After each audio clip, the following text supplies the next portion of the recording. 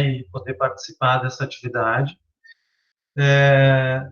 Quando recebi o convite, né, confesso que fiquei bastante lisonjeado, mas também me tomou bastante trabalho psíquico poder pensar na questão da morte, principalmente num momento como esse, né, em que a gente está se deparando tanto com a morte, nessa insistência, né, de um número de mortos que só faz aumentar a cada dia, e acho que isso não é só uma questão brasileira, mas no Brasil talvez isso se coloque de maneira mais grave do que no resto do mundo, né?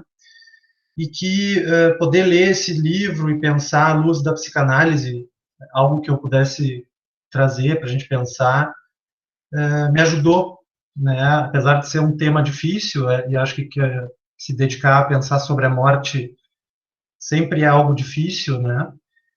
Apesar disso, eu acho que me ajudou a situar algumas questões importantes que o Saramago nos oferece nessa obra, né? Então, eu nunca tinha lido esse livro, né? Li para essa ocasião, já tinha lido alguns outros livros do Saramago, e fazendo um pequeno resumo, né, da história desse livro, que se chama As Intermitências da Morte, eu primeiro destacaria o título, né, Intermitências, que, segundo o dicionário, representa algo que tem interrupções ou paragens ou intervalos, né? Então, o título já nos dá uma ideia do que o Saramago está propondo, que a gente imagine, né? Que a gente possa imaginar um país que, a partir de um determinado dia, passa a não mais sofrer com a morte, né? Quer dizer, a partir de um determinado dia, ninguém mais morre nesse país. E essa situação que o Saramago nos convida a imaginar vai ter uma série de implicações, tanto do ponto de vista político, religioso, né, em relação às famílias, como elas lidam com aqueles entes que estão à beira da morte, mas que não podem morrer, né? Vai falar também de efeitos de uma produção de um certo mercado da morte, quase que uma morte por contrabando, né? Que precisa surgir uma vez que está abolida a morte. E o Saramago segue falando a partir de, me parece, três eixos que eu destacaria, né? No primeiro momento, a supressão da morte, ninguém mais morre nesse território. Num segundo momento, a morte volta a atuar a partir de avisos que colocam, a partir de uma carta, né, o prazo que o sujeito tem, um aviso de uma semana de antecedência sobre a data da morte do sujeito, que também traz questões éticas bem importantes, né?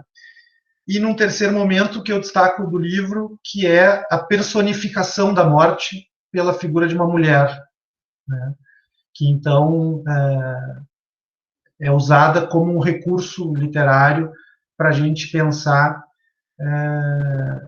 Eu acho que para ajudar a gente a se aproximar desse tema que é tão difícil, né? Como eu disse, da gente poder tratar. Bom, na ocorrência dessa supressão da morte, né, surgem essas questões no âmbito político, familiares e religiosos, né, de pensar os papéis dessas instituições, né, inclusive o Saramago traz de uma maneira crítica, assim, né, a dependência que a religião tem da morte pela via de uma promessa de vida eterna ou de ressurreição, né, então se as pessoas não morrem, o que a religião tem a oferecer? O papel do Estado, enquanto alguém que busca ordenar estes serviços e essa economia que gira em torno da morte, né? As casas funerárias, casas de repouso, né? Lares geriátricos, por exemplo. E essa reação das famílias também, que com seus entes queridos passam a procurar formas de poder de poder permitir que eles morram, né, através de um serviço que surge de uma máfia que permite, então, o atravessamento da fronteira para que o sujeito possa ser levado onde ele poderia morrer, né. Me parece que a primeira questão que o Saramago nos propõe é: não morrer nunca é uma virtude, né? Então, por mais que nós tenhamos uma relação muito difícil com o tema da morte, e muitas vezes queiramos que ela deixe de existir, né? Quando efetivamente some a morte da nossa experiência, isso produz júbilo e alegria, ou isso nos deixa numa situação de muita angústia? O Saramago traz esse apontamento de maneira brilhante, me parece, né? Que não morrer é algo muito problemático, né? Essa ideia de uma eternidade e a perda de uma noção de uma passagem temporal, né? Vai ter efeitos muito importantes para a subjetividade. E aí, sobre esse tema, né, poder se aproximar do tema da morte, como eu disse, é algo muito difícil, né, e até eu tive essa experiência na prática, assim, quando eu passei a trabalhar com pacientes idosos, pacientes com mais de 60 anos, num serviço que eu pude integrar durante alguns anos, e que essa experiência de proximidade com a finitude da vida teve um efeito muito importante na minha escuta e na minha própria vida, né? Então, não foi algo que eu busquei, foi algo que eu sofri, né? Esse contato com o tema da finitude da morte e que teve efeitos muito importantes na minha forma de me colocar em relação ao meu desejo, as minhas escolhas, né? E mudanças muito importantes no âmbito pessoal, eu diria, né? Por quê, né? E aí eu trago algo da minha família. A minha família sempre teve muita dificuldade de falar dos mortos, muita dificuldade de falar em morte, né? Com exceção do meu avô. Então, o meu avô, lá pelas tantas, na sua velhice, ele decide comprar os jazigos no cemitério da cidade, os jazigos que seriam utilizados por ele e pela minha avó, né, quando eles viessem a falecer. Isso produz na família um alvoroço, assim, né? A minha avó fica super indignada com ele e diz, mas que absurdo, né? Tá pensando nisso, tá pensando na morte, tá comprando jazigo, né? Disso que não se falava, de repente se evidencia, né, inclusive as medidas necessárias para viabilizar uma morte, né, e um enterro. E aí meu avô tem uma tirada espirituosa que eu acho muito interessante, né? E ele diz para minha avó assim: calma, se a gente não precisar dos jazigos, a gente vende, né? E eu acho isso muito curioso, porque ele tem uma tirada espirituosa dando a entender, né, que em algum momento poderíamos não precisar de jazigos ou poderíamos não precisar lidar com a morte, né? Então ele debocha desse temor que produz tocar no assunto da morte na família, né? E eu trago esse recorte assim familiar, né? Porque pesquisando e lendo sobre o tema da morte na psicanálise, eu fui para um texto chamado Considerações Atuais sobre a Guerra e a Morte, de 1915, texto do Freud. E é um texto que o Freud escreve assim num período que está se anunciando a Primeira Grande Guerra Mundial, né? É um período de uma grande decepção com os avanços da civilização que o Freud tanto enaltecia e que é um período que para o Freud demarca uma grande desilusão, né? Uma grande perda desses ideais civilizatórios que ele tanto enaltecia. Nesse texto, ele dedica um capítulo para pensar sobre a nossa atitude perante a morte, né? E ele vai trazer que nós temos uma relação com a morte que se dá pela via da negação, né? Quer dizer, que nós não temos uma representação no inconsciente para a nossa própria morte e que o eu seria uma instância que se julga imortal, ou seja, para o nosso desejo, nós não morremos, né? Então, acho interessante esse ponto de partida, né? Porque eu acho que o Saramago vai dialogar com isso, justamente, né? E se os nossos desejos de imortalidade se tornassem reais? Se nós, de fato, deixássemos de morrer, né? Freud nos diz que, sim, no inconsciente nós não temos representação para a nossa morte. Nós temos uma via de negação, né, através da qual a gente se aproxima da morte, e é uma evitação falar disso, tocar nesse assunto, conceber a possibilidade da nossa própria morte. Por quê, né, gente? Me parece que o Freud vai pontuar o quanto o tema da morte evoca a castração, né? A castração entendida como uma ferida narcísica, né? Como uma perda de satisfação, como uma renúncia a que estamos submetidos e que, de fato, representa uma perda importante, né?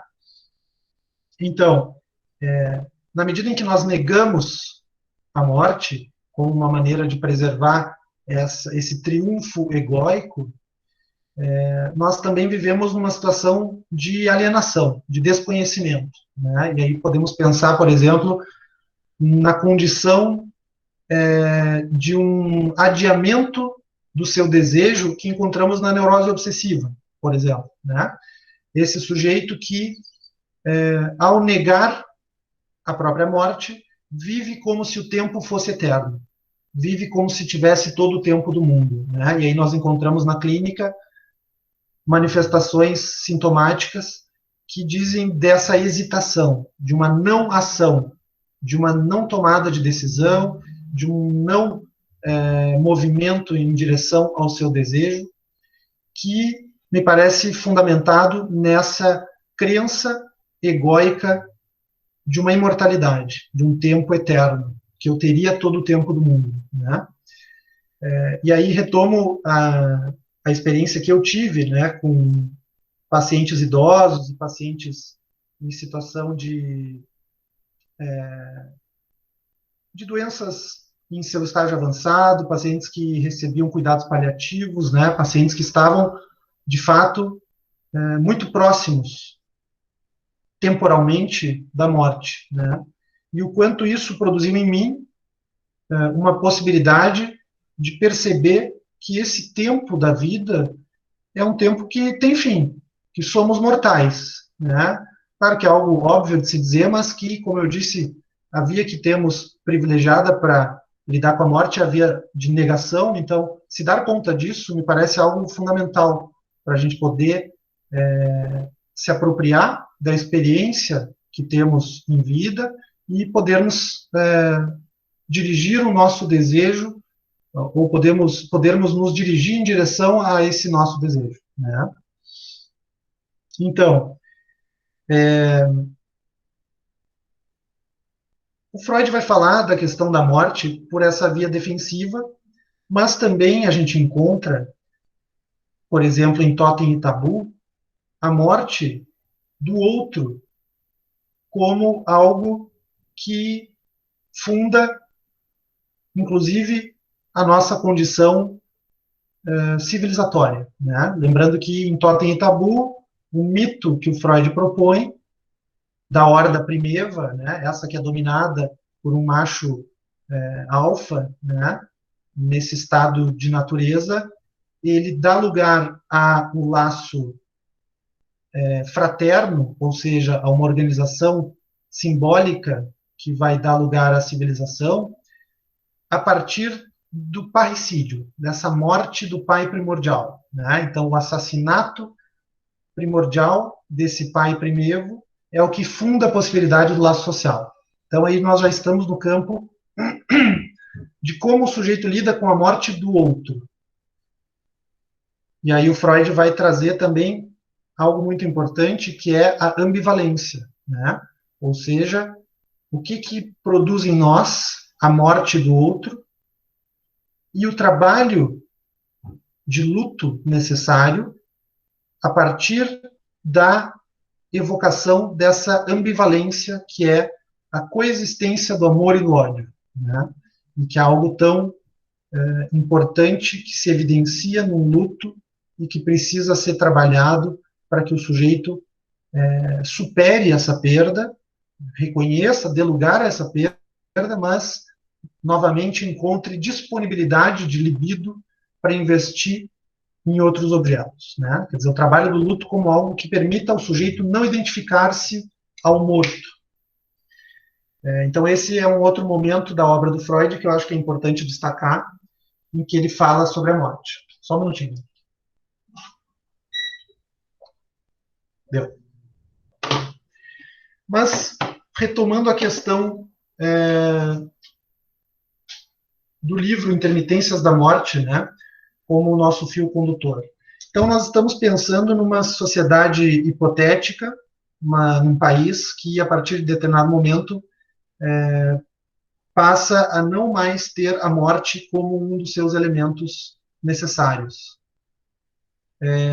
Essa proposta do Saramago que a morte pudesse ter intermitências, né? Nós entendemos desde a psicanálise que a morte não tem intermitências, né? A gente percebe o quanto a morte é necessária, no sentido de que ela não é uma escolha, né? Não podemos nos furtar a morrer. E nesse sentido, talvez a nossa condição humana coloque justamente em questão o fato de nós sermos os únicos seres que sabemos que iremos morrer, né? E que a nossa vida não é eterna, pelo menos no que diz respeito ao plano terreno, né? Na medida em que o autor nos propõe pensar uma morte que está, mas não está, está, mas pode não estar, a gente começa a percorrer, eu acho que percorrer as fantasias que podem sustentar a nossa posição diante desse inexorável, desse inescapável que é a morte, né? E nesse sentido, como eu disse, pensando em três momentos, né, da obra do Saramago, no primeiro em que a morte some, no segundo em que ela aparece, porém avisando com cartas, e no terceiro em que ela aparece como uma mulher, como um ser humano, uma figura humana, né? Eu acho que a parte que mais me tocou do livro foi essa terceira, em que a morte ela aparece encarnada em uma mulher, né? Uma mulher de 36 anos, mais ou menos, de belas formas, como diz o Saramago, né? O que implica a gente pensar na morte como um ser humano nessa obra literária, né? Me parece que o Saramago está nos propondo pensar numa morte que não fosse inexorável, né? Numa morte que, assim como os seres humanos, teria uma falha, uma falta. E é justamente o que acontece com essa figura feminina que encarna a morte nesse terceiro momento do livro, que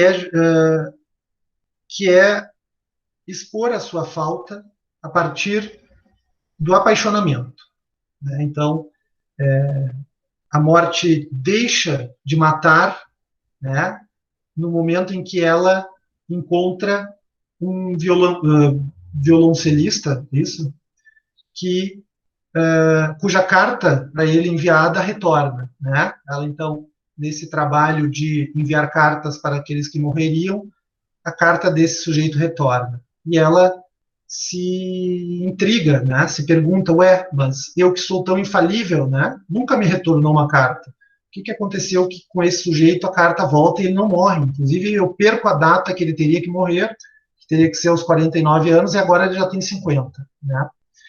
Então ali nós temos a falha da morte, enquanto humana, né?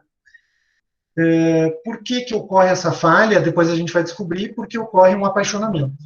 Ela se apaixona por esse sujeito e isso nos mostra onde a falha humana pode ser metáfora para pensarmos uma morte que não seria inexorável, né? Nesse ponto do trabalho, do livro, do Saramago, eu me detive numa referência do texto do Freud, que é da mesma época do texto que eu trouxe antes, né, Considerações Atuais sobre a Guerra e a Morte, que é um pequeno texto curto que se chama A Transitoriedade, que é um texto interessantíssimo do Freud, de 1916. Nesse texto, o Freud fala de uma experiência que ele teve com um sujeito que era poeta e, e que num passeio durante o verão eles apreciavam a paisagem da natureza e o Freud e esse poeta tinham posições diversas em relação à beleza daquilo que estava expresso na natureza, né? Diante da fragilidade do que é belo, ou seja, uma flor que floresce em determinada época, né? Ou a beleza como algo transitória e passageira, esse amigo do Freud, poeta, tem uma postura de um doloroso cansaço do mundo, diz o Freud, né? Que representa um luto antecipado que desvaloriza a experiência. Então, qual é a posição do poeta, amigo do Freud, diante da beleza transitória? Ele demonstra pesar. Ele não consegue apreciar a beleza das flores porque ele diz: daqui uma semana elas estarão mortas. Quando vier o outono, elas vão secar.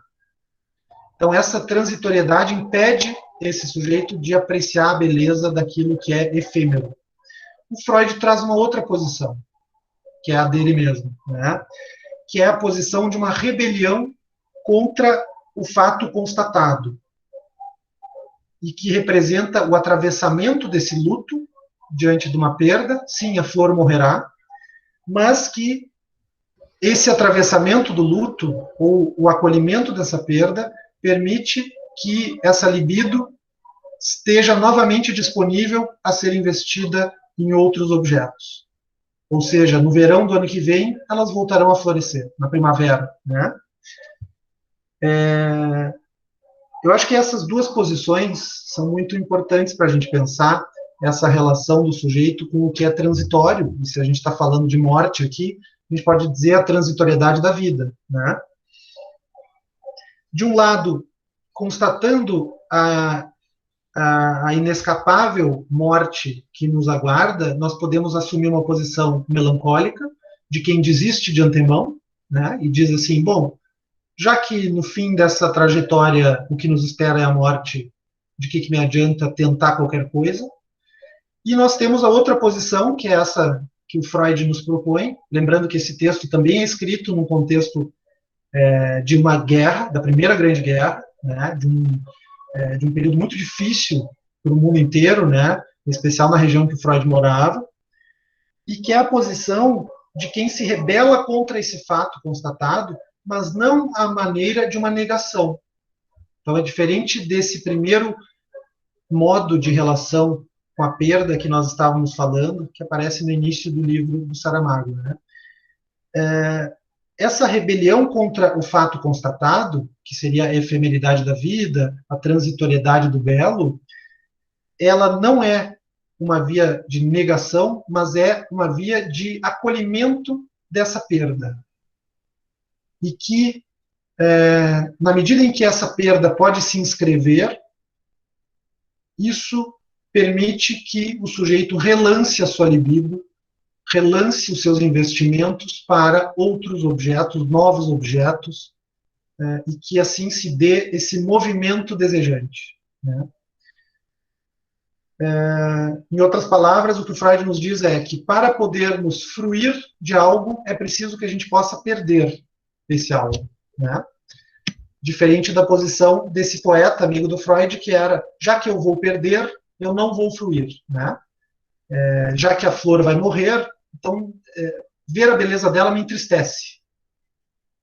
E acho que são duas posições bem interessantes e que me parecem que se relacionam com uma forma que o Saramago está nos propondo, pensar esse momento da morte como uma pessoa, uma mulher, né? Por quê? Que relação que eu fiz? Na medida em que a morte se apaixona, essa mulher de 36 anos, né, ela deixa de matar, né? Só que o livro termina com essa frase, né, que no dia seguinte ninguém morreu, da mesma forma como o livro iniciou. Porém, são frases que estão representando coisas completamente diferentes nesses dois momentos do livro, né? Se no primeiro momento do livro a morte deixa de matar, nessa perspectiva que eu proponho, né, por uma via de uma negação, ou seja, vamos fingir que a morte não existe, assim como a minha avó fazia, né? Onde já se viu comprar um jazigo. Num segundo momento, em que a morte é encarnada por uma mulher, ela deixa de matar porque ela se apaixona. E o que representa o se apaixonar? Justamente, eu trago uma frase do Freud, né? Nunca estamos tão vulneráveis como quando amamos. Ao mesmo tempo, adoecemos se não conseguimos amar. Amar é poder investir a libido nos objetos, ou seja, é uma condição de perda na medida em que essa libido ela não fica represada, alocada somente no nosso eu. Essa libido narcísica, ela concebe uma perda para poder se dirigir a um investimento objetal. Amar é perder. É perder amor próprio, a gente poderia dizer, né? Tanto que, como diz o Freud, nunca estamos tão vulneráveis como quando amamos. E nunca se sofre tanto quando perdemos o nosso objeto de amor, que é justamente o que vai exigir esse trabalho de luto que permite que a gente, então, liberte este que nos deixou, esta que nos deixou, para podermos reinvestir essa libido em outros objetos, né? Então, essas duas vias que aparecem descritas no livro me parecem que representam, primeiro, de uma forma literal, a morte que deixa de existir, nessa via de negação, né? Eu não quero saber da morte. E, num segundo momento, uma via metafórica. A morte deixa de existir na medida em que o oposto da morte não é a vida. O oposto da morte é o amor. Porque, na medida em que essa morte, que é uma mulher, se apaixona, ela passa a gente poderia dizer, a uma condição de perda da vida, mas que se perpetua no investimento amoroso, né? E acho que isso fala dessa posição do Freud, né? De poder apreciar o jardim no verão, mesmo sabendo que ele vai secar no inverno. Essa ideia, né, de que o oposto da morte não é a vida, o oposto da morte é o amor, nos faz pensar que num trabalho de luto, o amor também opera como possibilidade de criação de uma marca. E que aquele a quem nós perdemos segue vivendo em nós nesta marca. E aí talvez a eternidade que o amor permite seja uma eternidade diferente daquela almejada por quem somente nega a morte, né? Então, enfim, fiquei pensando nisso, assim, né? Acho que para a gente iniciar a nossa conversa é um ponto de partida, assim. A ideia não é fazer uma palestra, né, mas que a gente possa conversar e vocês possam trazer questões e comentários e observações que tiveram desse livro, né?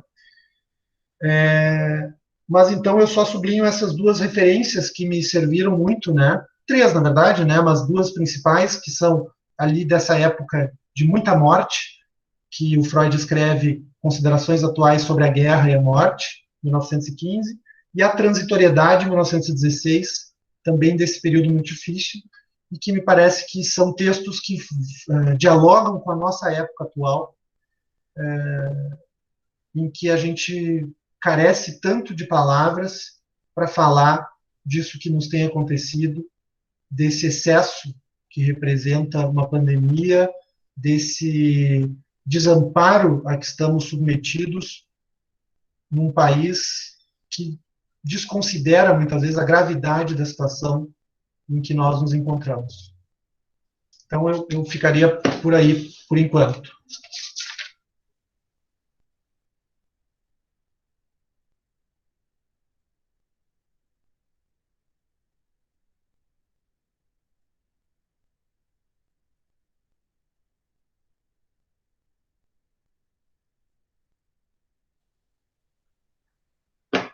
abrimos para perguntas e comentários? O que tu acha, Olivia? Acho que sim. Então, muito obrigada, né, Matheus, pela linda fala. Eu achei muito emocionante e muito tocante aquilo que tu falou. E agora eu, então, convido o grupo, assim, a fazer considerações, perguntas.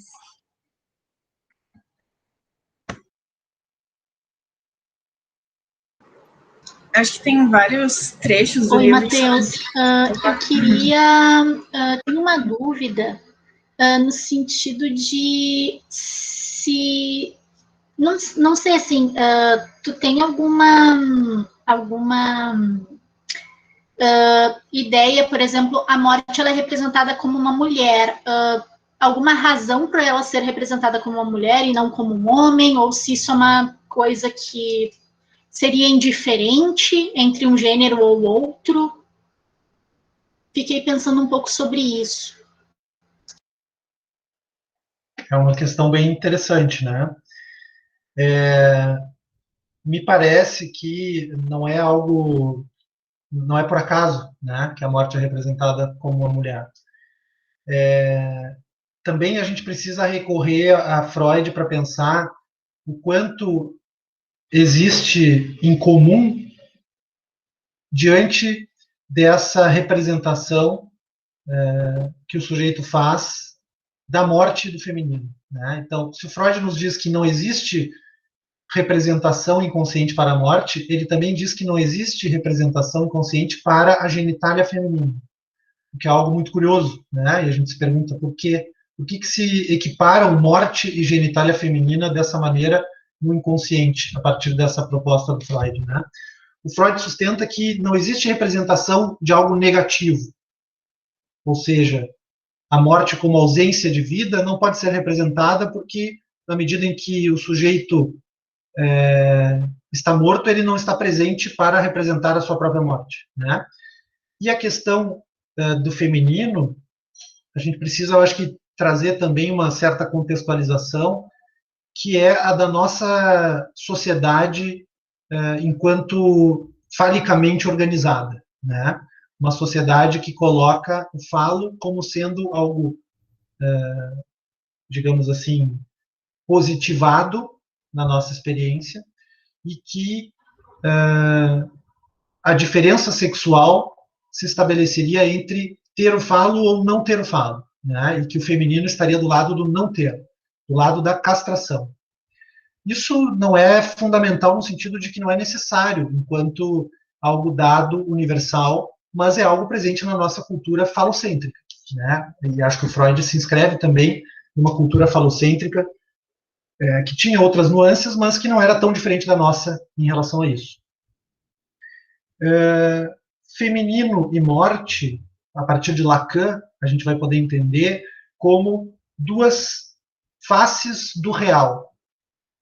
O que isso significa, né? O real é aquilo que não cessa de não se inscrever, aquilo para o qual nós não temos representação. Não era como Freud dizia, né? No inconsciente não temos representação para a morte nem para a genitália feminina.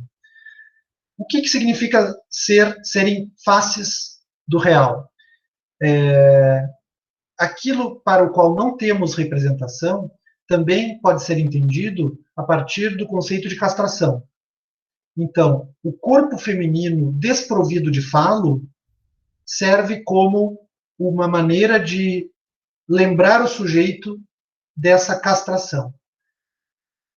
Precisamos também precisar que castração é um conceito que fala de uma função simbólica para o psiquismo. Não quer dizer literalmente a perda do membro sexual, né? Porém, sim, também a castração se imaginariza através das diferenças físicas do corpo, do que se encontra na experiência do mundo, né? Então, o feminino e a morte representariam essas faces do real, na medida em que nos recordam da castração, daquilo para o qual nós não temos representação, daquilo que nos interroga e que muitas vezes surge como uma ameaça, né? E aí nós vemos, por exemplo, no que é a misoginia ou nos atos de feminicídio, maneiras de o sujeito reagir a isso a isso que o ameaça, porque ele não tem registro capaz de ou formas essa frase ficou muito longa, deixa eu recomeçar. Tomando a misoginia e o feminicídio, né, como respostas de um sujeito, no âmbito do machismo, é claro, mas que depende de signos fálicos que não são encontrados nesse corpo feminino para ele, né? Então, esse real que expõe o feminino, para o sujeito que se organiza numa lógica fálica, representa a castração. Ameaça o sujeito que está inscrito numa lógica fálica. Aquele que depende do falo teme o sujeito que não tem falo, porque ele teme perder o seu falo também, né? Lembrando que isso não é somente referente à castração literal, mas também a funções psíquicas de inscrição dessa função fálica, né? Então, nesse sentido, me parece que é a escolha, por mais que não seja deliberada, acho que é inconsciente do Saramago, né, representar a morte como uma mulher, a partir dessa função de enigma que pode representar o feminino, assim como a morte pode representar para aquele que está inscrito numa norma fálica, que é marca da nossa civilização, da nossa cultura, né? E que não é algo necessário, novamente, né? É algo contingente da nossa estruturação social, e também era do Freud. Eu penso mais ou menos por aí. Não sei se alguém também tem algum comentário nesse sentido.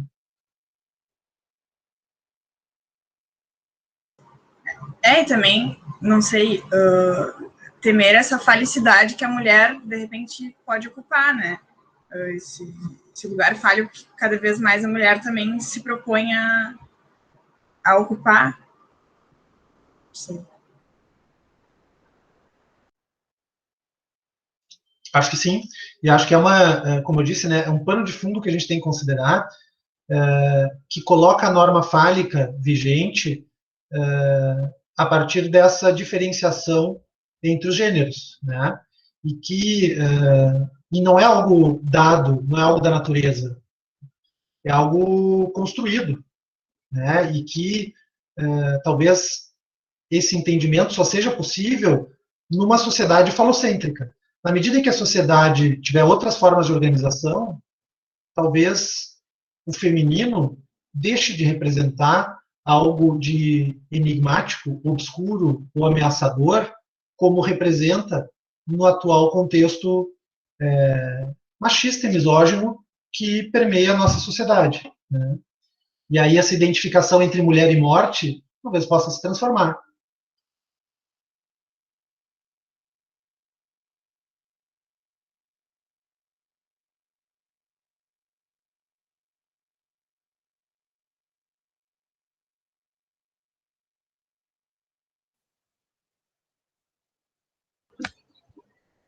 Tem.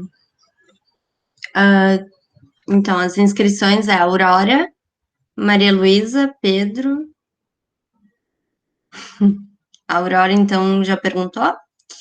Maria Luísa, então.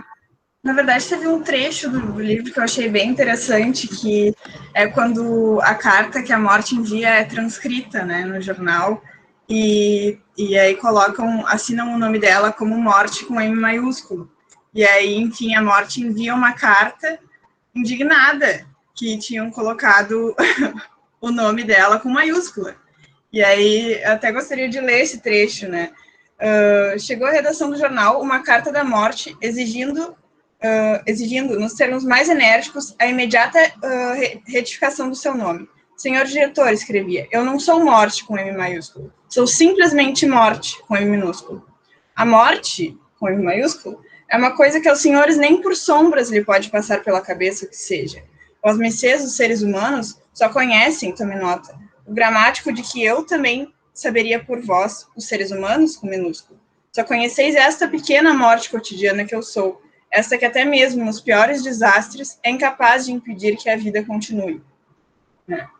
Eu achei bem interessante essa questão, né, de a própria morte se retirar desse lugar definitivo, né, para as pessoas, né, se retirar desse lugar que enfim, se retirar desse lugar que interrompe a vida das pessoas que seguem vivendo, né?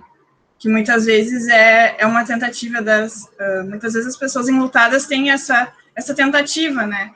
De transformar a morte com M minúscula, de morte com M maiúscula e enfim, ficar vivendo aquilo continuamente, né? E é interessante como no livro do Saramago a morte se tira desse lugar, né? Eu achei muito legal, assim. Bem interessante mesmo, Aurora. E eu fiquei pensando também o quanto o M maiúsculo ou M minúsculo pode fazer alusão a um nome próprio, né? E na medida em que o M é maiúsculo, estaria ali representado algo que não é anônimo, né? E que no M minúsculo não tem sujeito, é uma morte anônima, né? E me parece que a construção do livro vai encaminhando para o fim essa personificação da morte que passa a ter nome próprio, que passa a ter uma identidade, passa a ser alguém que deseja, né? Essa mulher que se apaixona. E me parece que também ali, então, nessa carta para o jornal, reivindicando que seja corrigido o nome, né? A morte está resistindo tornar-se humana, né? Ela está resistindo tornar-se um sujeito. Parece que ela quer seguir anônima e algo que no final se transforma, né? No final ela se torna humana, se torna alguém que fala em nome próprio e que pode então amar, né? E aí a sua fraqueza, eu acho que é isso, né? A morte talvez queira reivindicar uma força que é a força do anonimato, que é a força da ausência do sujeito. E que ser sujeito, falar em nome próprio, é expor uma fraqueza, é expor a nossa condição faltante, desejante, que permite amar, né? Então, fiquei pensando nisso também, né? Na questão do anonimato e desse nome próprio que fala de um sujeito, fala de quem já ocupa um lugar subjetivo, né?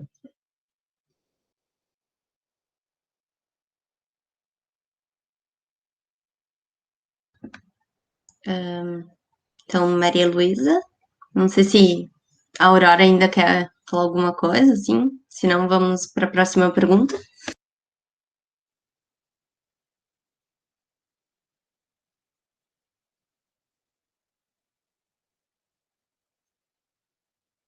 Não está dando para te ouvir. De repente, se quiser mandar por escrito, Maria Luísa.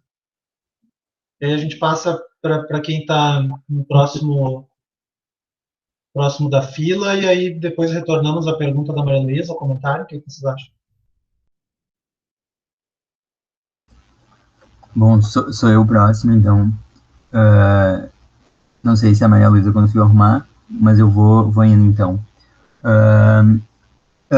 Esse lance da carta me lembra a análise que o Lacan faz A Carta Roubada, do Poe, do Edgar Allan Poe, e nesse seminário que o Lacan analisa, ele aproxima um pouco a carta do inconsciente, né? E aí, nesse conto, todo mundo passa atrás de uma carta roubada, que é a comunicação entre a rainha e um amante. Então, eles tentam falsear a carta, eles vão tentando vários esconderijos para ela, e é um segredo que vai escapando, e mesmo quem esconde perde ela, enfim. E aí eu pensei nessa comparação da carta do Saramago, assim, que ela não escapa, mas ela vai dar morte para as pessoas, né? E a morte, então, só vai descansar quando ela recebe uma carta. Então, eu não sei, eu não concluí nada, mas eu fiquei pensando nesse elemento, assim, que é a carta. É interessante, né? Eu fiquei pensando na função do sobrescrito também, né? Que está muito presente no livro, e que fala do endereçamento dessa carta, né? Porque é no sobrescrito que a gente escreve o destinatário e o remetente, né?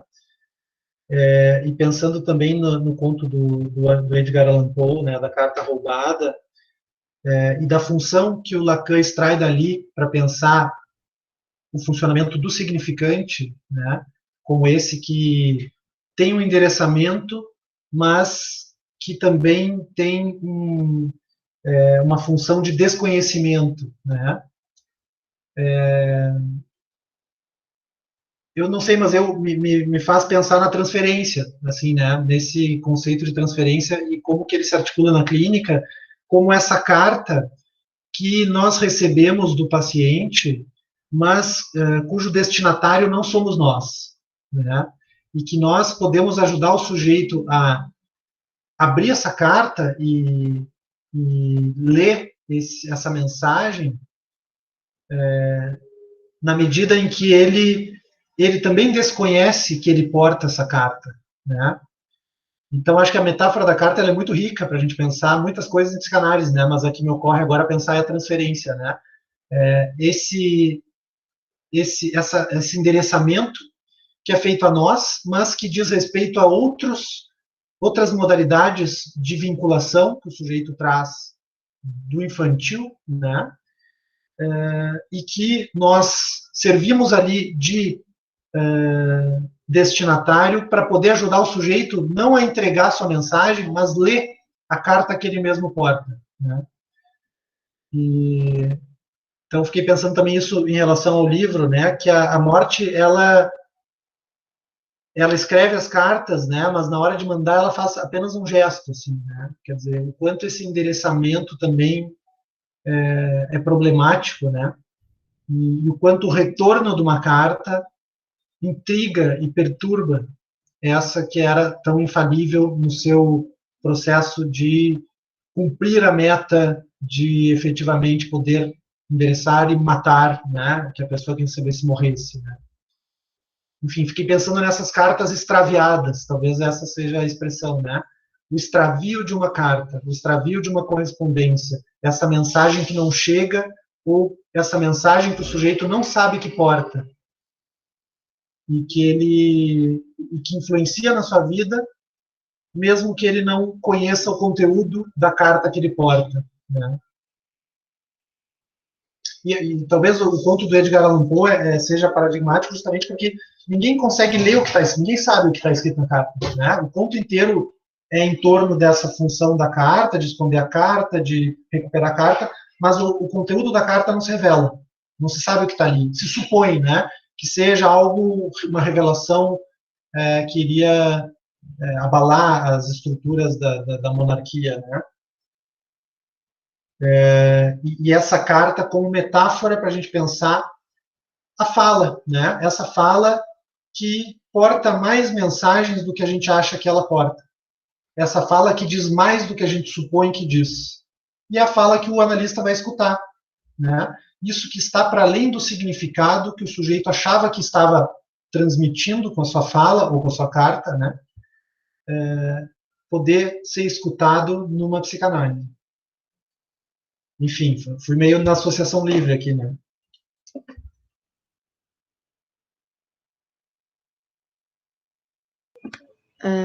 Não sei se a Maria Luísa conseguiu consertar o microfone. Então vou ler aqui a questão. Na primeira parte do livro, temos uma situação em que as pessoas precisam lidar com uma mudança radical de paradigma em relação à morte e as relações da sociedade se assemelham muito às reações que a gente pôde observar depois da pandemia. Enquanto os cidadãos daquele país tiveram que lidar com uma pausa na morte, nós, como sociedade, estamos tendo que lidar com a situação diametralmente oposta de uma probabilidade muito grande de sermos confrontados com a finitude da vida muito antes do esperado.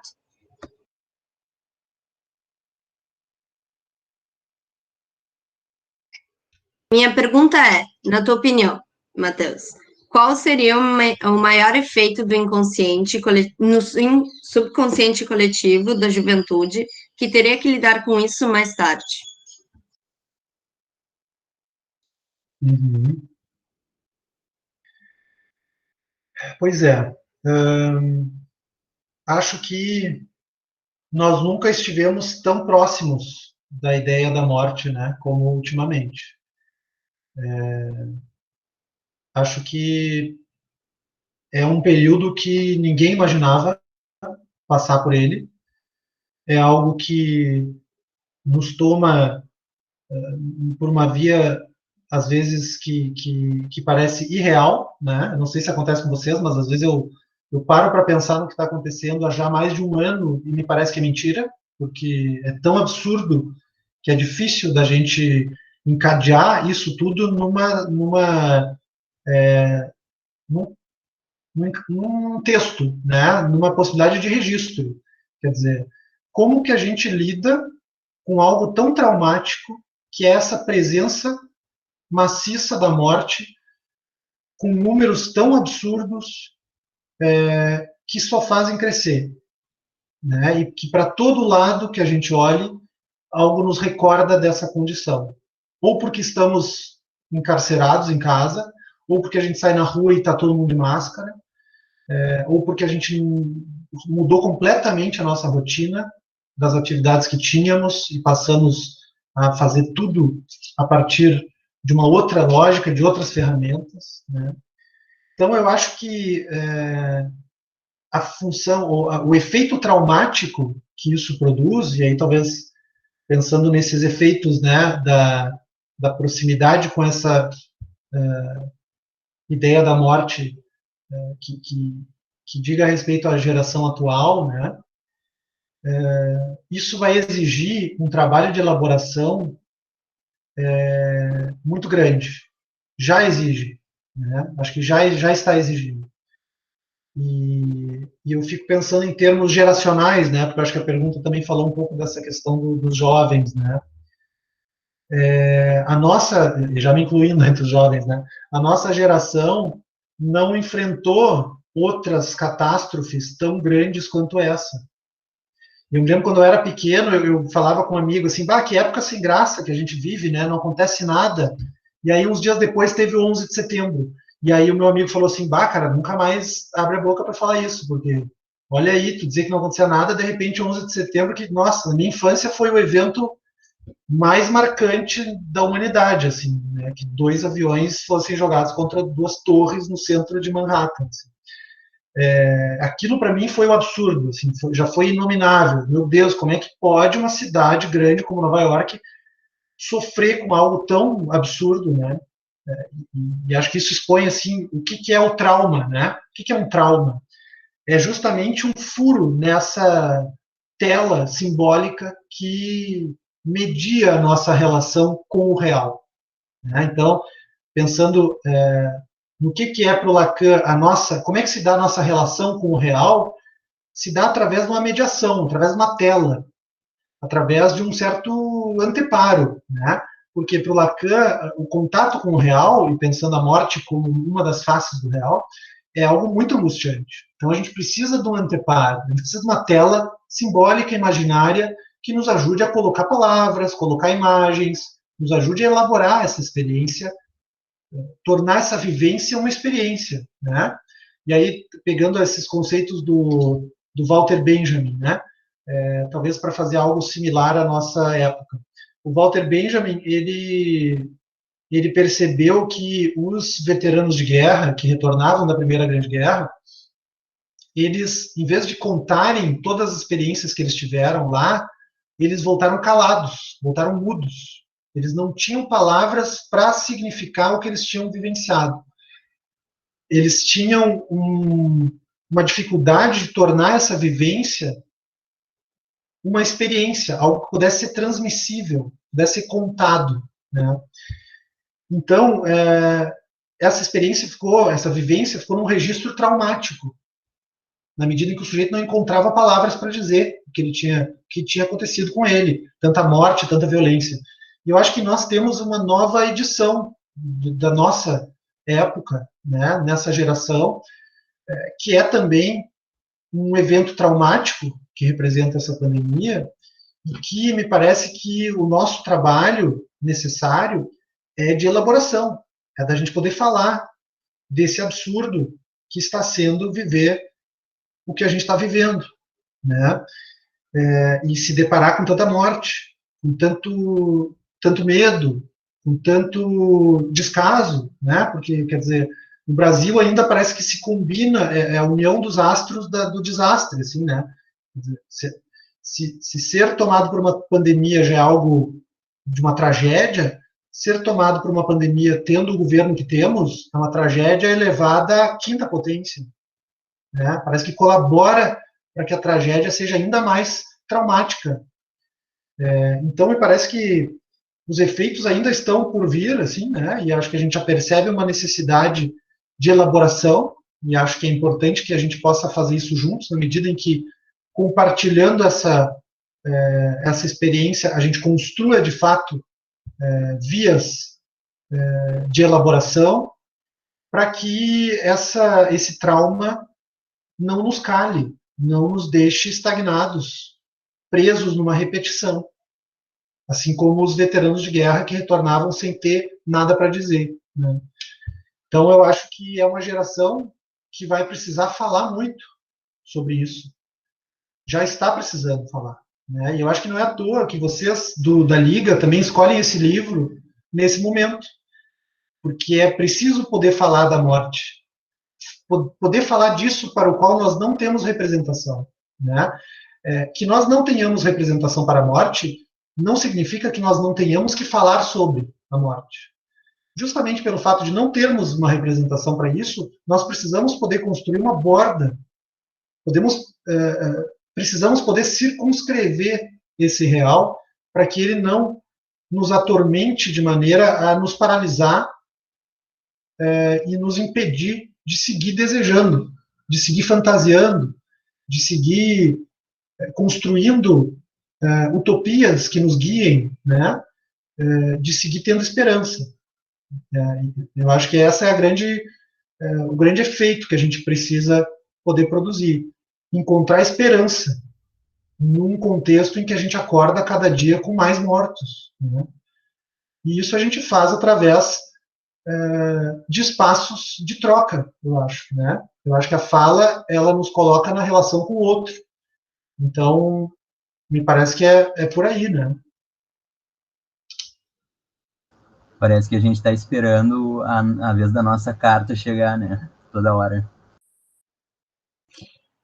Sim. Eu acho que tem uma mão levantada, Maria. Quando a Maria Luísa fala do como lidar com isso, né? Eu fiquei pensando, será também que nós estamos lidando com isso? Né? Se não tem representação, será que a gente não escuta como ficção essas mortes também, né? Tem algo que é tão surreal que quase que evita o trauma, a não ser que ele de fato aconteça nas nossas casas, com as nossas famílias, né? Então, não sei se de fato a gente está traumatizado. Eu acho que a gente está muito mais pensando assim, nós, eu digo, né, discurso político, coletivo, enfim, muito mais saindo por uma via de uma defesa delirante, né? Que nem chega, o Matheus fala um pouco, né, desse anteparo para lidar, né, com o real, mas eu acho que esse real nem está fazendo furo, nem está traumatizando, porque a gente construiu uma bolha delirante de que não está acontecendo nada. E mesmo quando a gente diz que está acontecendo, parece que a gente diz e não acredita. Então, eu acho que isso é o que mostra esses números tão grandes também, assim. Os números mostram que a gente não está acreditando. Então, parece às vezes um discurso um pouco vazio, assim, dizer que, nossa, estou muito traumatizado com a pandemia. Particularmente, isso ainda não atravessou a minha bolha, digamos assim. Isso ainda não fez trauma para mim. Eu ainda escuto como história da carochinha, né? Então, assim, acho que tem... E aí eu acho que tem algo importante que é das defesas, muita defesa, né? Defesa que impede que a gente reconheça a ameaça. A ameaça é importante de estar posta, né? É importante que a gente não se defenda contra a ameaça, porque se protegendo a partir da ameaça, a gente evita a morte e o fato, né? A gente coloca a máscara na cara, a gente não se mistura com os outros e a gente passa o álcool gel que tem que passar para tudo que é lado, né? Então, assim, reconhecer a ameaça. Então, assim, se tu te defende de tudo, tu nem reconhece a ameaça, né? Que é o que a gente vê, o Matheus estava falando do funcionamento neurótico obsessivo, que é um pouco, nada vai acontecer, não tem nada acontecendo. E aí o sujeito morre e não fez nada da vida dele, porque nada estava acontecendo, ele nem estava envelhecendo, né? Então, assim, não se defender demais, também é importante levar um cagaço, tomar um susto, né?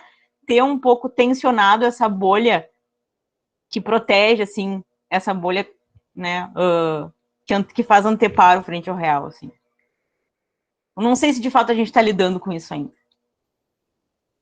Pois é, eu fiquei pensando naquela frase célebre, né, que uma morte é uma tragédia, a morte de milhares é uma estatística, né, e o quanto o número de mortes talvez seja tão irreal e tão irrepresentável para nós que ele não faz essa função de cagaço, né, e que talvez esse medo, essa experiência traumática fique, de fato, a gente fique protegido dela, né, por algo do número, que o número não tem nome, o número não tem cara, né? 3.000, 4.000, bom, nos assusta, mas não é necessariamente um número que vai nos tirar desse funcionamento defensivo, né? Eu concordo, eu acho que o trauma, essa situação traumática, se dá na medida em que a morte se presentifica para cada um de nós, né? E que somente o noticiário, os números, de fato, não bastam para fazer isso, né? E acho que a prova é justamente não bastam que os números estão subindo, né? Os casos estão aumentando, a negligência, o descaso aumentam. E acho que fala também dessa questão do anonimato, né? Quer dizer, da morte anônima, a gente não tem tanto medo. Agora, da morte com nome próprio, a morte de alguém que é próximo a nós, alguém que a gente ama, né? Aí eu acho que ela se aproxima e rompe essa bolha defensiva e aí nos convoca a poder elaborar, fazer esse luto e produzir algo para além da morte, né?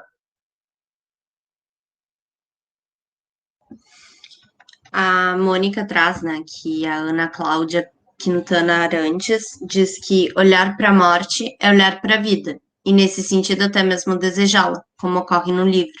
No entanto, a pandemia vem com um excesso, um trauma, né? Então, para o qual é difícil, mas fundamental olhar.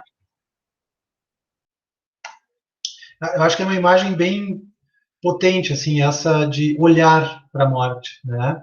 A gente poderia dizer encarar, porque de fato a gente busca desviar o olhar, né? E acho que essa é a maneira defensiva da gente lidar com a morte, né? Desviar o olhar, fingir que ela não está ali. Poder olhar ela, poder encarar ela, exige coragem, exige que a gente possa se despir de tantas defesas, né? E entrar em contato com um pedaço de real para a partir dessa angústia podermos elaborar a nossa experiência, né? Então acho que faz todo sentido essa imagem, né, de poder olhar para a morte. Acho que o Tiago tem uma pergunta, uma questão. Eu queria só fazer alguns comentários, assim, com relação à questão da transitoriedade. Eu acho que representa muito bem, tem um movimento em que a morte se apaixona por um músico, né, que é apaixonado por uma peça de Bach que tem 58 segundos. Então, tem esse movimento de um apaixonamento pela arte, né, que é transitória em algum momento, e um aprendizado ali que eu acho que vai muito nisso que a gente está comentando agora com relação a uma espécie de banalidade da morte, né? Que eu acho que para além da questão do apaixonamento, também tem uma ruptura de uma hierarquia estabelecida, em que a morte é peça de uma engrenagem, e ela percebe que ela não é isso, né? E ela rompe com isso, em algum momento. Ela adquire uma individualidade a partir do momento em que ela percebe que ela não tem que seguir uma autoridade pré-definida. E aí ela acaba ocupando esse lugar, assim, de sujeito, né? De quem pode exercer um um sentimento, quem pode sentir, e quem pode decidir, né, por si. Eu estava pensando sobre isso, e aí várias coisas que tu comentou, Matheus, me fizeram repensar sobre essa condição de peça de engrenagem, principalmente nisso que tu falou do Benjamin, né, da volta dos soldados sem narrativa. E aí eu me lembrei da Hannah Arendt, do Banalidade do Mal, do Eichmann, né, que também lá naquele momento, como a gente está comentando aqui, também se teve, e a Hannah Arendt fala isso no livro, né, uma espécie de impressão muito irreal do que ele contava, né, como se aquilo não tivesse acontecido, como se cenas daquele tipo não tivessem se passado na realidade. E tem um trecho do livro que me impacta muito, que é no momento em que as testemunhas, né, do Holocausto, as sobreviventes, poderiam dar o seu depoimento no julgamento do Eichmann. E qualquer judeu poderia ir lá e falar. E aí se estende por meses, assim, a fala das testemunhas, porque todo mundo se sentiu em algum momento afetado por aquela violência que foi desencadeada por uma peça de uma engrenagem, né? O Eichmann era ninguém antes do nazismo e acabou sendo uma figura muito importante, principalmente no final da guerra, para o extermínio de muitas pessoas. Então essa tua fala sobre o livro, né, sobre essa necessidade do sentimento em relação ao outro, e também sobre a condição que a gente vive agora, de total alienamento, né, em relação à empatia, ou até sobre o que dizer sobre tudo isso, né, me remeteu muito a esses momentos, assim, e eu concordo, acho que 100% com tudo, e principalmente com esse trecho de que a gente vai precisar falar muito sobre tudo isso que a gente está vivendo. Acho bem importante isso que tu traz, Thiago, e fiquei pensando também nessa questão de ser peça de uma engrenagem, né, e que acho que a Hannah Arendt capta bem desse processo, né, que culmina com o extermínio dos judeus, assim, e o quanto isso é a posta em prática de um projeto moderno, científico, anterior, né? E essa ideia de que o Holocausto, ele, na verdade, representa não um plano malévolo de alguém, mas a posta em prática de um projeto tecnicista, justamente nesse tom de ser peça de uma engrenagem, né? Quer dizer, a busca por uma eugenia, por um aprimoramento suposto da raça, é um projeto científico, não é um projeto moral, não é um projeto de um sujeito do mal, né? É um projeto científico, isso que mais nos impressiona, né? O que significa ser um projeto científico tecnicista? Que ali não há sujeito, que ali não há nome próprio, que os sujeitos falam em nome dessa engrenagem, desse mecanismo do qual eles fazem parte, né? Então, essa desculpabilização dos integrantes do movimento nazista se defende, né, em alguns âmbitos, na medida em que o sujeito estaria ali desimplicado, que ele não estaria respondendo por si ou falando em nome próprio, né? O que expõe o absurdo a que pode chegar o extremo desse viés tecnicista, pode chegar a um campo de concentração, né? E que eu acho que no livro do Saramago também isso fica evidente, né? Na medida em que a morte é mais uma funcionária dessa grande engrenagem do mundo, né? Ela é só uma peça de engrenagem, ela não tem escolha, né? Ela tem que reproduzir somente o que lhe é determinado. Mas a gente vê que tem uma subversão. A posição da morte, ela é de subverter essa ordem, né? Ela se nega, ela passa a não mais matar, ou ela mata com uma carta, e por último ela se apaixona, né? Quer dizer, ela sai da engrenagem, ela sai do anonimato de ser uma peça mecânica desse projeto tecnicista, que a gente está fazendo uma analogia aqui entre o que era o projeto nazista e o que é, talvez, né, pode ser entendido esse processo da morte, né? E acho que outra questão importantíssima é a função do testemunho, né? Então, podermos testemunhar, né? Podermos falar sobre isso que nos aconteceu. É justamente a possibilidade que nós temos de tornar algo traumático uma experiência a ser transmissível, a ser transmitida. Para que isso não se repita, para que a gente faça algo com isso, para que a gente elabore essas perdas, né? Que a gente possa testemunhar. Testemunhar é falar disso que nós vivenciamos, tornar essa vivência uma experiência, subjetivar a nossa vivência. Acho que são questões muito, muito relevantes. Antes de passar a palavra para a Cristina, eu gostaria de ler 2 comentários aqui no chat. A Luísa, então, ela te agradece muito. Ela disse que ela teve que sair da reunião, mas que adorou e que te agradece muito por compartilhar tua exposição construtiva. E a Débora, então, fala aqui de um perfil do Insta que faz a contagem, então, dos vitimados pelo Covid, né? Então, que busca mostrar como esses números são absurdos. Então, vamos ouvir a Cristina. Eu vi esse perfil, só para comentar, é um projeto, né, que pessoas se engajam numa contagem, numa live que conta até o número de mortos, né, que nós chegamos no nosso país, assim, e é justamente para poder colocar uma outra perspectiva no que é somente percebido como número, né, poder contar até 200 mil, 300 mil é algo absurdo. Se vocês puderem e assim se disporem, eu recomendo que vocês parem um pouco o que estão fazendo em algum momento e escutem essa contagem, porque cada número ali é uma pessoa que morreu, e é uma contagem que dura semanas. Tamanho a tragédia que está nos afetando.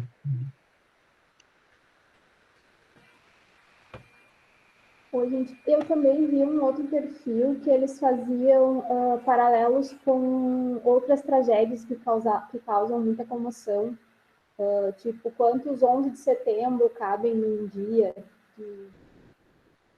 quantas Boate Kiss em um dia no Brasil. É bem chocante, vamos dizer assim, porque aquilo comoveu muito as pessoas por algum tempo e parece que hoje a gente vê os números e realmente parece que são só estatísticas, né? É difícil quando não chega, como a Maria falou, é difícil quando ele não chega dentro de casa ou de alguém próximo. Eu me lembrei de um texto que eu li do Freud, eu acho que era 1917, mais ou menos, e ele fazia um paralelo, eu acho que foi no Mal-Estar na Civilização, que quando uma massa se forma em torno de um líder, reforça identidades e crenças. Então, na realidade, o que eu penso é que essas pessoas que negligenciam, vamos dizer assim, a pandemia, na verdade, elas montaram essa bolha e os algoritmos da internet ajudam muito a aumentar essa discrepância entre a realidade e o que as pessoas pensam. Porque ele vai te jogando para coisas próximas ao que tu pesquisa. Então, parece que as pessoas elas vão cada vez mais crendo naquilo ali, vamos dizer assim, e encontrando pessoas que pensam igual a ela, e aquilo vai reforçando essa narrativa, né? E é muito difícil para mudar essa perspectiva, e às vezes a gente tem pessoas próximas que pensam dessa forma, e é um conflito, acho que, diário, vamos dizer assim. Eu acho que a gente sabe que vai morrer, mas esse sabe que a gente vai morrer é um saber desligado de afeto, né? A gente pensa que a morte é outro dia, a gente nunca pensa que a morte pode ser hoje. E talvez pensar sobre como a morte poderia ser hoje, para a gente repensar do como a gente está vivendo, né? O que é a nossa vida, vamos dizer assim. Eu acho que a gente fala pouco sobre morte e a gente deveria falar mais sobre morte, principalmente pessoas negligenciam as crianças quando o assunto é morte. E eu acho que a gente não pode tirar a verdade da morte para as crianças, por mais difícil que seja, e obviamente não vai ser fácil, mas talvez repensar da maneira como lidar com isso e tratar.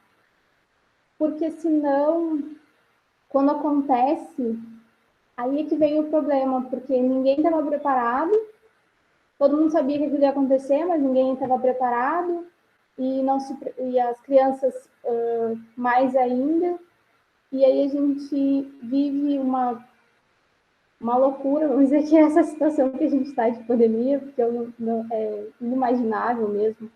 Há 2 anos a gente jamais pensaria estar nessa situação, e percebe que a gente não estava preparado para nada próximo a isso.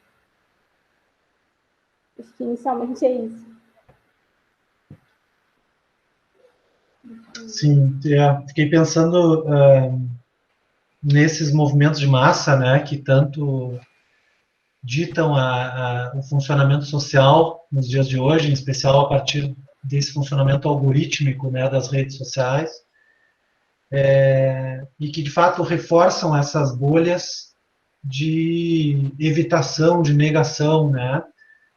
Até o termo negacionismo, né, entrou muito em voga, e que de fato fala de um mecanismo de defesa de não querer se deparar com algo dessa verdade, né? Fiquei pensando também o quanto a atual configuração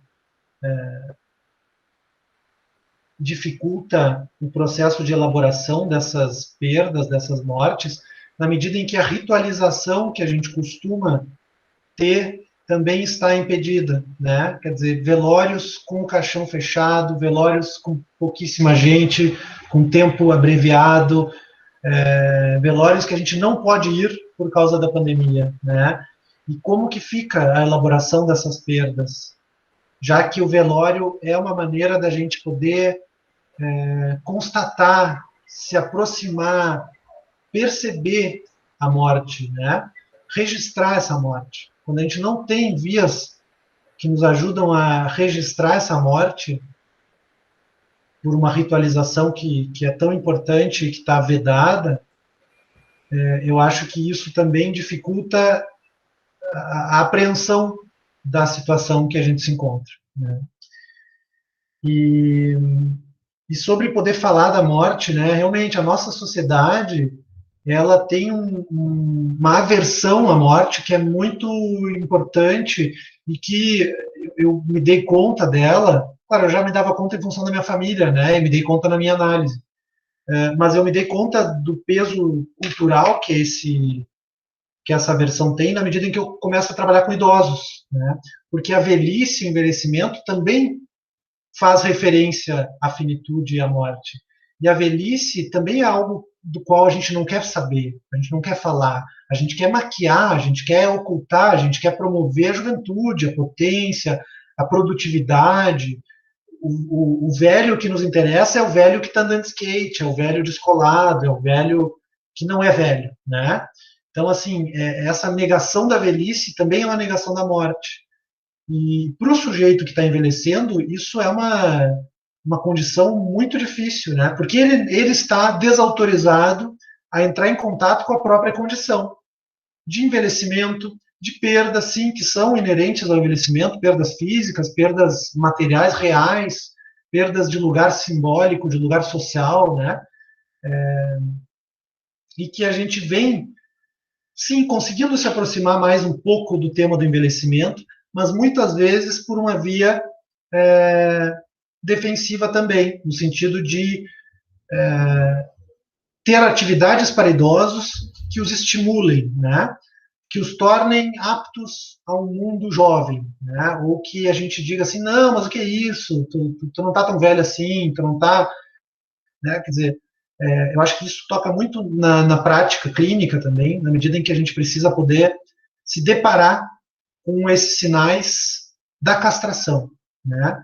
A velhice, a morte, as perdas. Ninguém recebe notícias da castração de forma agradável, nunca é agradável, nunca é bom saber que a gente está envelhecendo, que a gente perdeu alguém, ou que a gente perdeu uma função física, psíquica, social. Ninguém gosta. Mas a via da negação não nos ajuda a elaborar essas perdas, só nos afasta da possibilidade de um trabalho psíquico, né? E aí, talvez as marcas da castração se tornem mais insuportáveis ainda. A gente tenta afastar elas ao máximo. Assim como minha avó, né? Ela não queria que meu avô comprasse o jazigo, por mais que ela soubesse que ia precisar, né? E aí, outra passagem muito importante, né? Para não fazer injustiça com a minha avó. Quando ela está no seu leito de morte, ela pede para minha mãe, que era a filha mais velha, para minha mãe abrir o guarda-roupa, que ela queria escolher a roupa que ela queria ser enterrada, que ela queria ser velada. E a minha mãe disse, não, mãe, o que é isso? A senhora está exagerando, a senhora vai sair dessa, a senhora vai ficar bem, não fale nisso, não pense nisso. Depois, o que aconteceu? A minha avó morreu e a minha mãe não sabia a roupa que a minha avó queria ser enterrada. Né? Quer dizer, se tirou a dignidade da minha avó poder escolher a roupa que ela queria ser enterrada. Por quê? Por uma dificuldade de escutar a morte. Então, enfim, trago como um recorte assim, né, de o quanto a defesa diante desse real é mais danosa do que o próprio contato com o real. Claro que o contato com o real não é agradável, é doloroso, mas é uma via mais nobre, mais digna, é uma via mais humana, da gente poder, juntos, nos darmos suporte e ajuda no trabalho de elaboração desse real. Né? A Isabela, então, diz que nessa questão da ritualização, por causa do isolamento, a arte não está podendo servir como forma de processamento e representação da realidade, tornando ainda mais a situação como algo de números e estatísticas. Sim, concordo. E até resgatando o que o Thiago trouxe, né, sobre a morte no livro do Saramago, se apaixonar por um músico, né, e que o Freud nos diz claramente, né, que a arte é o que nos ajuda a suportar esse insuportável, da nossa condição humana, finita, imperfeita, né. De fato, nós estamos também num momento de privação em relação à arte, né, nós estamos limitados na possibilidade de poder usar desse recurso tão rico, tão humano, que é a arte, para nos ajudar a elaborar. Ainda que existam, né, projetos, obras de arte que nos trazem algum alento nesse momento, assim, né? O próprio projeto que a gente citou, né, de poder fazer a contagem, eu acho que é extremamente delicado e tocante nesse sentido, assim, né, de poder passar por por essa contagem, né, e não somente tomar um número absoluto. Acho que nesse sentido ali também tem algo da arte, né, de uma criação, de uma distensão no tempo, de uma troca, de um revezamento de quem vai contar, né. Eu acho que é algo que faz laço, assim como a arte também permite, né. Acho que a Aurora tem uma questão. Eu queria trazer um outro trecho do livro que eu achei bem interessante também, que fala que é o espírito que pairava sobre a água do aquário, né? A conversa entre ele e um filósofo. E aí fala, eis que o espírito que pairava sobre a água do aquário perguntou ao aprendiz de filósofo, já pensaste se a morte será a mesma para todos os seres vivos, sejam eles animais, incluindo o ser humano, ou vegetais, incluindo a erva rasteira que se pisa? e o Saka, não sei qual é o nome, gigante com seus 100 metros de altura, será a mesma morte que mata um homem que sabe que vai morrer e um cavalo que nunca o saberá? Eu achei muito interessante esse trecho, assim, porque se os seres humanos se deram conta, né, de que eles não morreriam, né, a erva rasteira não se deu conta, porque ela também não se dá conta da morte, né, e achei muito interessante isso como um privilégio que a gente tem de ter ciência disso e poder fazer algo a partir disso, né. E é interessante no livro que justamente o que cessa é a morte dos seres humanos, enquanto que a morte dos outros animais ou enfim, das ervas rasteiras não cessa, né? Então é uma diferenciação interessante, assim, no livro. Pois é, né? A gente poderia dizer que saber-se mortal é algo que nos angustia, mas também que nos liberta, no sentido de, nós sabemos que nós não duraremos para sempre, que a nossa vida precisa ter algum sentido para nós, que a gente precisa fazer algo com esse tempo, né? E acho que nesse sentido é interessante pensar a partir da neurose obsessiva, né, como esse alheamento, esse desconhecimento da passagem do tempo, essa desconsideração da morte, não, por mais que produza um alívio, talvez, na angústia do sujeito, não ajuda ele a ir em direção ao que ele deseja, né? Pelo contrário, na medida em que ele considera que teria todo o tempo do mundo, que o tempo não passa, ele nada faz, né? É a hesitação que o Shakespeare coloca no Hamlet também, né? Diante do ato, nunca é a hora. Ou é muito cedo ou é muito tarde, né? O sujeito está sempre esperando a hora certa. E aí, quando vê, morreu e a hora certa não chegou, né? Então, foi o que aconteceu comigo quando eu comecei a trabalhar com idosos, né? Eu tive que reorganizar minha vida, porque eu me dei conta que eu era mortal ali, né? Demorei, mas pelo menos me dei conta, assim, que eu era mortal. E aí eu pensei, bom, mas é essa vida que eu quero levar, né? Eu só tenho uma, até que provem o contrário, né? É essa vida que eu quero levar. E foi o que motivou uma alteração muito profunda para mim, né? E em termos da minha análise também foi muito importante, porque reconhecer essa finitude, ela nos liberta. Claro que se a gente pega uma perspectiva fatalista, como a do poeta que acompanha o Freud, né, nesse texto da transitoriedade, a gente pode também cair para um lado melancólico, né, de reconhecendo-se mortais, nada fazer, então, desistir de qualquer investimento libidinal, né, já que vamos morrer, tudo é pó, né, essa ideia fatalista, cínica, né, de que, bom, se a gente vai morrer mesmo, para quê? Né? Para que eu vou sair da cama? Para que eu vou me esforçar? Para que eu vou ser bom? Para que eu vou fazer qualquer coisa, né? E que é uma via muito danosa, que é muito mais atrelada a uma pulsão de morte, efetivamente, né? Que não produz ligação, que não produz nada, né? Só uma identificação a esse objeto perdido, que o sujeito acaba também encarnando, assim, né? E, então, acho que talvez o nosso maior drama e a nossa maior possibilidade de desejarmos está no fato de nos sabermos mortais, né? Aurora, tu tem mais alguma? Então, vamos ouvir a Isabela agora. Eu só queria também trazer um comentário sobre essa questão dessa passagem, eu adoro essa passagem do espírito da água, etc. Que a morte, quando ela também se reivindica com o M minúsculo, e dizendo que existe uma outra morte, a morte do M maiúsculo, eu acho que também ela traz um pouco essa questão da morte com M minúsculo como sendo esse algo cotidiano do ser humano, assim, esse fardo do ser humano, mas não essa questão universal da finitude, sabe?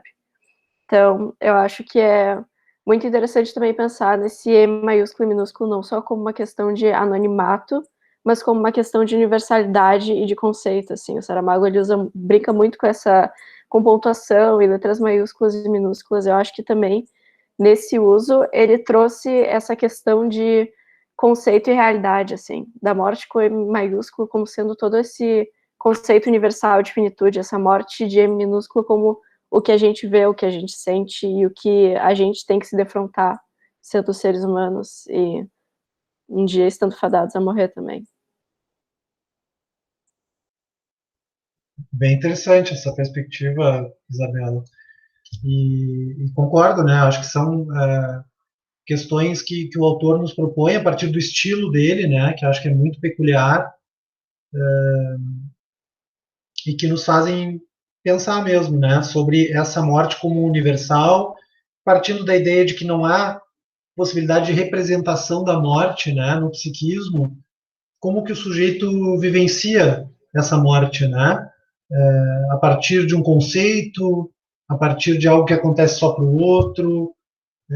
Eu acho que isso que a gente está fazendo aqui, né, de tentar falar da morte e que o Saramago faz de maneira muito interessante e artística, né, é, é um trabalho impossível, né, no sentido de nomear isso que é inominável, né. Que seja um trabalho impossível não quer dizer que a gente não tenha que fazer, né. Mas, e concordo, assim, o que o Saramago faz é justamente brincar com a arte de escrever para poder falar disso que é inominável, né? Então ele traz figuras, ele traz imagens, personificações, diálogos, questionamentos filosóficos, né? Críticas às religiões, críticas à nossa defesa neurótica em relação à morte, debocha, talvez, né? Dessa nossa condição de querermos ser imortais, né? Um pouco assim, mostrando, bom, mas será que vocês querem o que vocês desejam, né? Será que vocês querem a imortalidade? Se a morte é um problema, será que ser imortal resolve os problemas, né? Então, acho que nesse sentido de um trabalho impossível, que ali onde existe uma impossibilidade de nomear, é onde a gente precisa mais procurar palavras para não definir de uma maneira última o que seria a morte, né? Mas podermos construir uma borda nesse real que é irrepresentável, né? E acho que é algo fundamental que a gente faz. Aurora? Ah, tá. É que tu tá com a mão levantada, desculpa.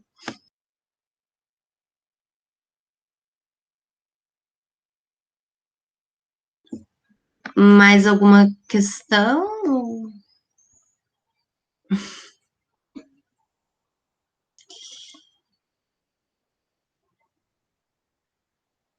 Então, eu acho que nos encaminhamos para o final. Gostaria de agradecer muito pela linda tarde, assim, e de várias trocas. Muito obrigada mais uma vez, Matheus, por ter aceitado o convite. E obrigada a todos que participaram. Obrigado, Olivia. Também quero agradecer o convite, né? Dizer que foi um prazer estar com vocês.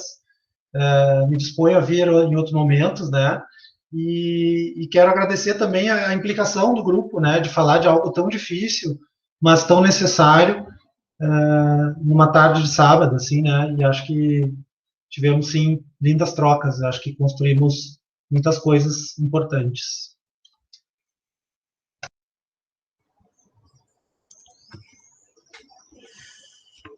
Então tá, obrigada, pessoal. E fiquem atentos ao e-mail de vocês que em breve receberão um certificado. E a gravação vai ficar no canal do YouTube da Liga. Obrigada, bom sábado.